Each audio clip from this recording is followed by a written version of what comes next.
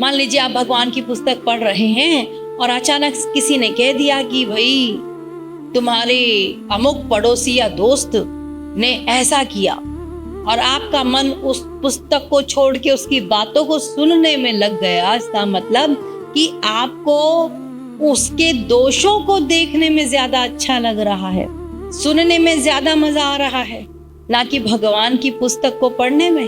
तो हरि गुरु से यदि प्यार होगा तो हमारा मन भगवत चिंतन ही करेगा, भगवान की लीलाओं को ही सोचेगा, भगवान की लीलाओं का ही वर्णन करेगा, मुख से दिन रात उन्हीं का स्मरण करेगा, उन्हीं का ध्यान करेगा और उन्हीं की गुणगान करेगा। और यदि ऐसा नहीं होता है, हमको संसार की बातों में ज्यादा मजा आता है या ज्यादा हमारा मन लगता है, तो हमारा मन दोष युक्त है, पाप युक्त है, गंदा है, मलिन है। अब ये गंदा है, मलिन है, ये साफ कैसे होगा?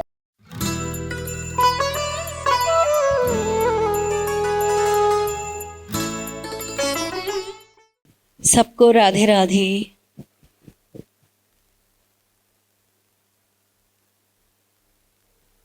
किसी का प्रश्न था कि हम साधना करते हैं, भगवान में मन लगाते हैं, तो फिर हम आगे बढ़ रहे हैं, ये हमें कैसे पता चलेगा?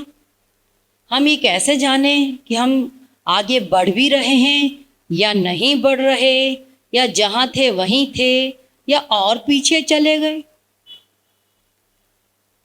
देखिए, इस प्रश्न का उत्तर तो केवल महापुरुष ही दे सकता है, क्योंकि वही जानता है कि कौन कितना आगे बढ़ा, कौन पीछे गया, किसका पतन हो रहा है, किसका उत्थान हो रहा है और कितना हो रहा है, यह केवल महापुरुष ही जान सकता है। किंतु फिलॉसफी के अनुसार कुछ आइडिया तो हमें भी लग सकता है। कैसे? वो इस प्रकार से कि हमारा मन जिस चीज में भी ज्यादा इंटरेस्ट दिखा रहा है, मन बड़ा हर्षित हो रहा है, संसार की बातें सुनने में, करने में, बोलने में, देखने में, सुनने में, यदि किसी की बुराई करने में ज्यादा मजा आ रहा है, करने में, सुनने में, बोलने में, तो इसका मतलब साफ है कि हमारा अंतःकरण बहुत ही ज्यादा पाप युक्त है। ये पहचान है।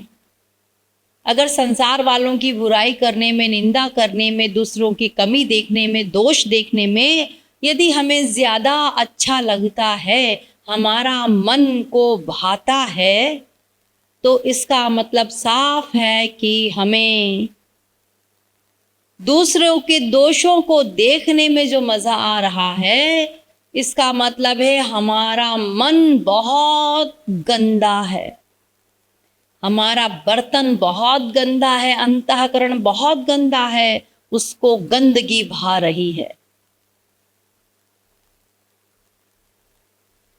और यदि हमारा मन हरि गुरु में, उनका नाम सुनने में, बोलने में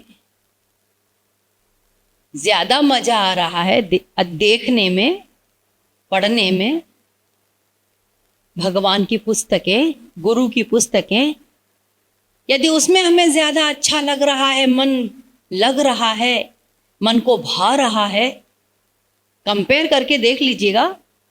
मान लीजिए आप भगवान की पुस्तक पढ़ रहे हैं और अचानक किसी ने कह दिया कि भाई तुम्हारे अमुक पड़ोसी या दोस्त ने ऐसा किया, और आपका मन उस पुस्तक को छोड़ के उसकी बातों को सुनने में लग गया। इसका मतलब कि आपको उसके दोषों को देखने में ज्यादा अच्छा लग रहा है, सुनने में ज्यादा मजा आ रहा है, ना कि भगवान की पुस्तक को पढ़ने में।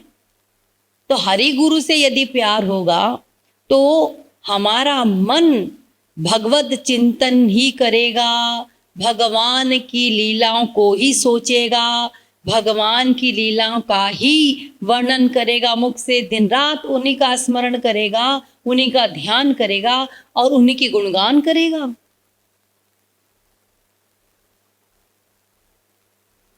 और यदि ऐसा नहीं होता है,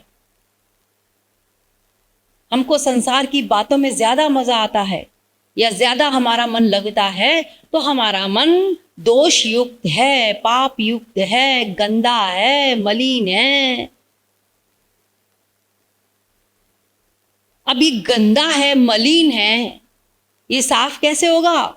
जितना अधिक हरि गुरु का स्मरण करेंगे, उसका गुणगान करेंगे, उसका ध्यान करेंगे, उसके विषय में ही चिंतन करेंगे, तो यह गंदा बर्तन, ये गंदा कपड़ा, मन रूपी अंतःकरण साफ शुद्ध पवित्र जल से ही तो साफ होगा। और पवित्र कौन है? हरि गुरु। तो इस अंतःकरण को पवित्र शुद्ध करने के लिए हरि गुरु का ही स्मरण करना होगा। जितना अधिक हम हरि गुरु का स्मरण करेंगे उतने हमारे पाप धुलेंगे, साफ होंगे। लेकिन हम थोड़ी बहुत साधना करने पर ही सोच लेते हैं कि हम तो बहुत आगे बढ़ गए, हम तो इतने साल से कर रहे हैं, इतने महीने से कर रहे हैं, इतने घंटे रोज कर रहे हैं। अरे 24 घंटे में यदि 2 घंटे भी हमने ध्यान कर लिया तो 22 घंटे तो हमारी साधना को चौपट किए जा रहे हैं।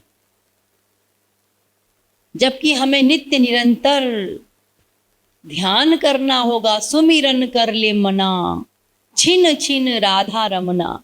क्षण क्षण में याद करो, पल पल में याद करो, उसका नाम ही तो भक्ति है। ये 2 घंटा तो मन को जमाने का अभ्यास कर रहे हैं हम, जमा नहीं है, जमाने का अभ्यास कर रहे हैं। जब जम जाएगा हमारा मन तब फिर हम कुछ भी कर सकते हैं। चंदन विष व्यापे नहीं, लिपटे रहत भुजंग। चंदन के वृक्ष पर विषैले सर्प लिपटे रहते हैं, लेकिन चंदन को विष युक्त नहीं करते। ऐसे ही अभी हम माया के अंडर में हैं, अभी तो हमें संसार की बातें बड़ी अच्छी लगती हैं, इसलिए अभी हम चंदन के वृक्ष नहीं बने। अभी तो ये संसार रूपी विष हमें तुरंत हमारे पर हावी हो जाएगा। तो इस मन को पहले चंदन बना लो, इस मन को पहले जमा लो भगवान में, उसके बाद ही हम संसार में निर्भीकता से रह सकते हैं। अभी जमा नहीं है, इसलिए सावधान होकर के रहना होगा और एकांत में बैठ के साधना करनी होगी। मन को जमाने के लिए मन को जमाना होगा। जैसे यूं समझिए, जैसे एक छोटा पौधा होता है, आपने कोई पौधा लगाया तो आप उसकी बड़ी देखभाल करते हैं। इसको ज्यादा धूप ना लग जाए, छाया कर देते, अरे पाला ना पड़ जाए, अरे कोई बकरी ना खा जाए, बाड़ा लगा देते हैं चारों तरफ। उसकी देखभाल करनी होती है, ठीक ठीक पानी देना होता है, ठीक ठीक धूप दिखानी होती है, जानवरों से बचाना होता है, तब वो पेड़ बनता है। वो छोटा सा पौधा पेड़ बन जाता है। अब जब पेड़ बन गया फिर कोई चिंता नहीं है बारिश और ये पाला की। पाला पड़े, चाहे बारिश हो, चाहे धूप लगे, चाहे बकरी खाए, अरे बकरी खा ही नहीं सकती। फिर तो उसके ऊपर आप उसकी टहनी पे या उसकी तने पर आप बांध दीजिए, हाथी को बांध दीजिए, घोड़े को बांध दीजिए। लेकिन जब छोटा था तब कितनी केयर करनी पड़ी इस पौधे की। तो अभी हमारा मन उस पौधे के समान है, उसकी बड़ी केयर करनी होगी, सावधान रहना होगा ये संसार से, तब ये मन भगवान में लगेगा। शुरुआत में एकांत की साधना करके मन को जमाना होगा। जब जम जाएगा हमारा मन, जमने लग जाएगा, अभ्यास हो जाएगा, फिर हम संसार में भी कार्य करते हुए भगवान का ध्यान कर सकते हैं। फिर ये संसार के बाधक चीज़ें हमें परेशान नहीं करेंगी। लेकिन शुरुआत में थोड़ी सी हमें मेहनत करनी होगी, एकांत की साधना करके आगे बढ़ना है। राधे राधे।